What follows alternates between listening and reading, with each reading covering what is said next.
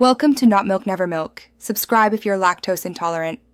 You begin by peeling and slicing ginger paper thin so it pickles uniformly. Use a mandoline for speed and safety.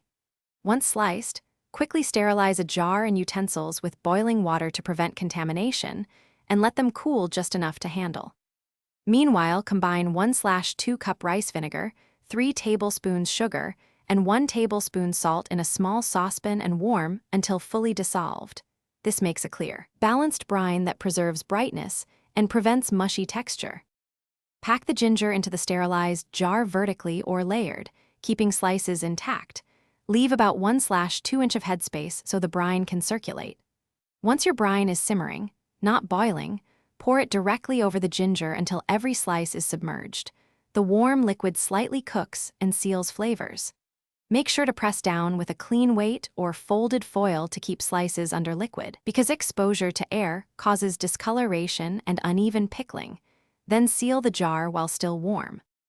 Let the jar cool to room temperature before chilling so condensation doesn't dilute the brine. Then refrigerate for 24 to 48 hours to develop that characteristic tang and snap. Consume within 2 to 3 weeks and always use a clean spoon to avoid introducing bacteria. If you see cloudiness, mold, or an off smell, discard the batch. These are signs of contamination.